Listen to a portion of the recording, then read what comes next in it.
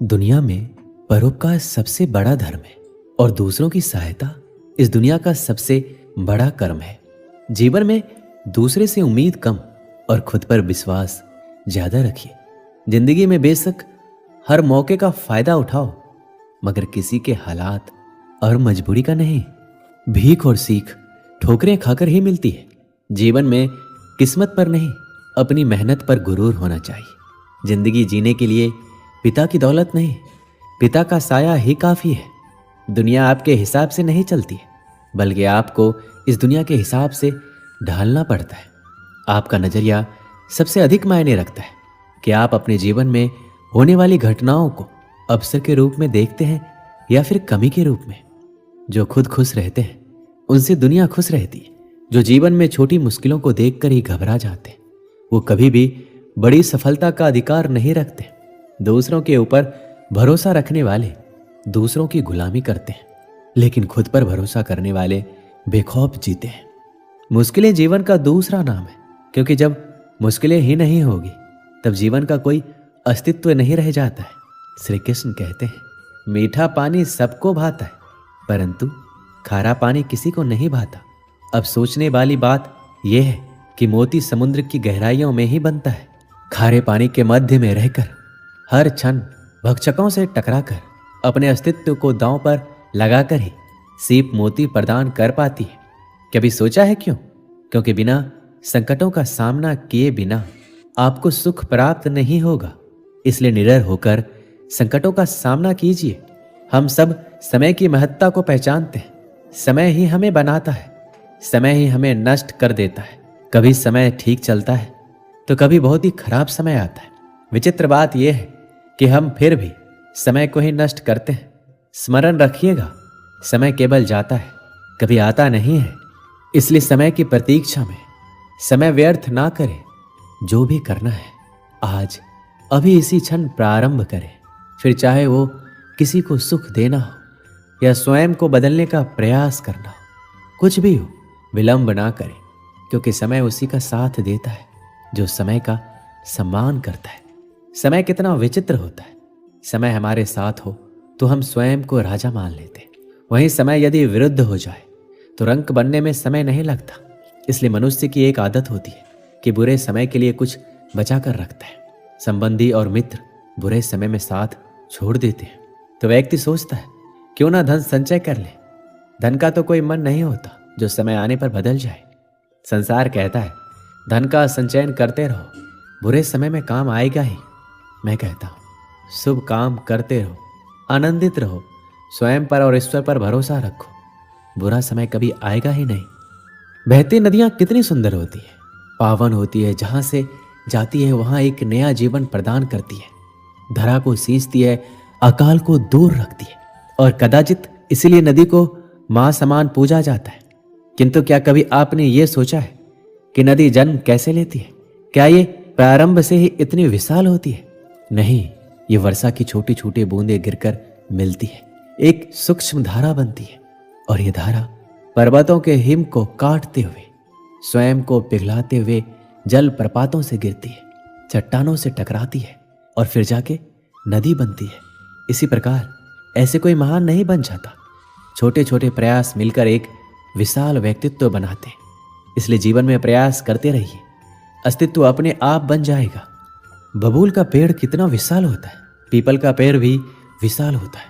किंतु क्या आपने कभी सोचा है क्यों बबूल के पेड़ को काट के उसका उपयोग किया जाता है और क्यों पीपल के पेड़ को पूजा जाता है? इसलिए क्योंकि पीपल का पेड़ उसके नीचे बैठे पथिक को छाया देता है, अपनी डाल पर असंख्य पंछियों को बसेरा देता है, किसी को कांटे चुभोकर दूर नहीं करता, बल्कि उसे शीतल छाया देकर उनकी थकान हर लेता है।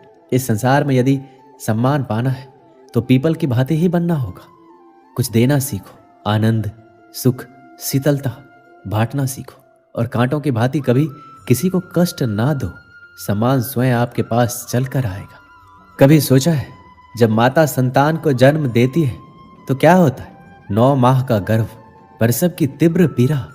कहते हैं ये पीड़ा इतनी भयंकर होती है कि मानो जैसे संतान के जन्म के साथ माता को भी एक नया जन्म मिल जाता है, और इस जन्म के साथ अंत होता है माता की पीड़ा का।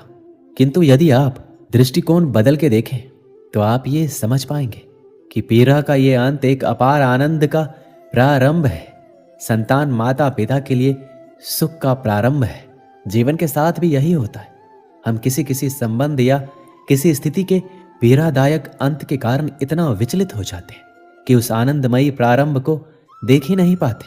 इसलिए स्मरण रखिएगा, पीड़ा आनंद के प्रारंभ का लक्षण है। श्री कृष्ण कहते हैं, व्यक्ति का जीवन क्या है? अब आप कहेंगे, जन्म और मृत्यु के बीच का समय। और मृत्यु कब होती है? जब व्यक्ति सांस लेना छोड़ दे, हाथ पांव चलाना छोड़ दे, सोचना छोड़ दे। ऐसा नहीं है। जल की मृत्यु तब नहीं होती जब वो सूख जाती है। जल की मृत्यु तब होती है जब वो प्यास बुझाना बंद कर देती है। सूर्य की मृत्यु तब नहीं होती जब उस पर ग्रहण लग जाए या जब सूर्यास्त हो जाए। सूर्य की मृत्यु तब होती है जब वो भविष्य में इस संसार के जीवों को प्रकाश की आशा देना छोड़ दे। उसी प्रकार मनुष्य का अंत, उसकी मृत्यु तब होती है जब उसके भीतर की करुणा का अंत हो जाए। करुणा वो भाव है जो मनुष्य को मनुष्य बनाए रखती है, जो एक मनुष्य को किसी और मनुष्य का कष्ट, उसकी आवश्यकता का अनुभव कराती है, जो उसे बल देती है किसी और की सहायता करने के लिए, उसे पात्र बनाती है इस सृष्टि का नियंत्रण रखने के लिए। देखिए, इस संसार में मृत्यु केवल एक बार होती है, तो इस करुणा को क्यों मारना? स्वयं को मनुष्य बनाए रखिए, मृत्यु के पश्चात भी जीवित रहेंगे। इस संसार में सबसे कठिन कार्य क्या है? कोई कहेगा पर्वत पर चढ़ना, कोई कहेगा तैरना, कोई कहेगा उड़ना। किंतु क्या ये वास्तव में कठिन है?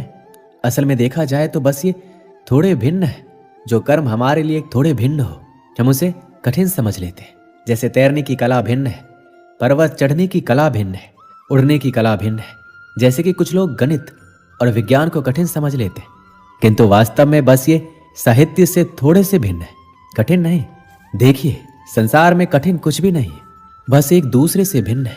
जैसे कुछ लोग हो, कभी कभी हमें समझ नहीं आता है क्योंकि हमारे सोच और विचारधारा से वो भिन्न है, किंतु ये समझ लिया जाए कि वो कठिन नहीं है, बस थोड़े भिन्न है, तो अनेकों संबंधों को बचाया जा सकता है। ये संसार बहुत ही बड़ा है और हम उसके सामने बहुत ही छोटे हैं। इस संसार में लाखों लोग ऐसे मिल जाते हैं जो हमें समझते हैं कि संसार कितना बड़ा है, कितना अद्भुत है, कितना सुंदर है, और इस संसार की रचना करके ईश्वर ने कितना बड़ा कर्म किया है। किंतु आपको इस जीवन में कुछ मुट्ठी भरी लोग मिलेंगे जो ये बताएंगे कि इस संसार में आप कितने महत्वपूर्ण हैं, आप कितने अद्भुत हो। यदि आप उनके साथ हो तो वो कितना अच्छा सृजन कर सकते हैं इस संसार को और कितना पवित्र बना सकते हैं। तो इस संसार को पीछे छोड़िए और उन मुट्ठी भर लोगों को महत्व दीजिए, क्योंकि वही आपके अपने हैं और वही आपको उचित मार्ग पर ले जाएंगे। मनुष्य अपने परिवार के लिए क्या कुछ नहीं करता, दिन रात परिश्रम करता है ताकि अपने परिवार की आवश्यकता पूर्ति के लिए धन कमा सके। परंतु क्या केवल धन कमाना पर्याप्त है? आप कहेंगे हाँ, क्यों नहीं। धन से सब कुछ मिलता है, विद्या मिलती है, घर मिलता है, औषधि मिलती है, ये सब एक सीमा तक ठीक है। किंतु तनिक मन से सोच के देखिए, जब बालक रोगी होता है तो उस कड़वी औषधि को क्यों पी लेता है? क्योंकि उसके पिता ने इस औषधि को धन से खरीदा है? नहीं, बल्कि इसलिए क्योंकि उसके सामने खड़ा उसका पिता, उसे उन पर विश्वास है कि वो उसे कुछ होने नहीं देंगे। ये विश्वास, ये संस्कार, ये सीख कभी धन से नहीं मिलती। ये मिलती है उस समय से जो माता पिता ने अपने संतान के साथ बिताया है। इस जीवन में धन अवश्य कमाइए, किंतु अपने परिवार को भी समय दीजिए, प्रसन्नता मिलेगी। वर्षा के कारण बने कीचड़ से होकर आप अपने घर जरूर गए होंगे, लेकिन चप्पल पहनने के कारण आप उस कीचड़ से तो बच जाते, किंतु उन चप्पलों द्वारा उड़ने वाली बूंदें आपके वस्त्रों को मैला कर ही देती है। किंतु फिर भी इन बूंदों से आपके वस्त्र मैले हो जाएंगे। इस कारण से आप चप्पल पहनना तो नहीं छोड़ते। इसी प्रकार जीवन में कुछ लोग ऐसे भी आते हैं, चप्पल की भांति, जो आपको कीचड़ से तो बचा लेते हैं, किंतु वस्त्र रूपी आपके मन पर शंका के दाग लगा ही जाते हैं। इन लोगों के कारण मन को खिन्न करने की आवश्यकता नहीं है। आवश्यक है ये सोचना कि आपको आपके पांव कीचड़ से बचाने हैं या आपके वस्त्र। जीवन में गंभीर होना अच्छी बात है, किंतु हर बात को यदि गंभीरता से लेने लगोगे तो जीवन का आनंद समाप्त हो जाएगा। ये संसार नश्वर है, यहाँ पर ऐसा कुछ भी नहीं जो सदा के लिए जीवित रहेगा। तो जब तक ये जीवन है संतोष और आनंद से जिए। स्वयं पर छिटकने वाले कीचड़ पर ध्यान ना दे, बस आनंद बांटते रहे। परीक्षा एक ऐसी व्यवस्था जिससे मुझे, आपको, सबको कहीं ना कहीं दो चार होना ही पड़ता है। स्मरण कीजिए, अपने बालपन में आप परीक्षा देने बैठे। अब कुछ बालक ऐसे होते जो वर्ष भर परिश्रम करते हैं, पढ़ते हैं, मन से परीक्षा देते। कुछ बालक ऐसे होते जो अपने आसपास बैठे बालकों की नकल करते और परीक्षा में उत्तीर्ण भी हो जाते। बुरा लगता है ये सोचकर, कोई बिना किसी परिश्रम के परीक्षा में उत्तीर्ण कैसे हो सकता है। किंतु स्मरण रखिएगा, जो नकल करते हैं वो परीक्षा में उत्तीर्ण हो सकते हैं, सफल नहीं, क्योंकि वो नकल करते, बिना प्रश्न को समझे, बिना उत्तर का तरीका निकाले। यही हमारे साथ भी होता है। हम हमारे जीवन में दूसरों को देखते हैं, उनकी नकल करते हैं, उनकी भांति बनने का प्रयास करते हैं, किंतु ना हमारे जीवन में सफलता आती है, ना आनंद आता है। क्यों? क्योंकि हम एक विशेष बात भूल जाते हैं कि प्रत्येक मनुष्य का व्यक्तित्व भिन्न होता है। आप दूसरों की नकल करके अपना जीवन व्यतीत कर सकते हैं, किंतु यदि अपने जीवन में सफलता लानी है, यदि अपने जीवन में आनंद लाना है, तो स्मरण रखिए, स्वयं के प्रश्नों का उत्तर जीवन में स्वयं को ही खोजना होता है। दोस्तों, इस वीडियो में बस इतना ही।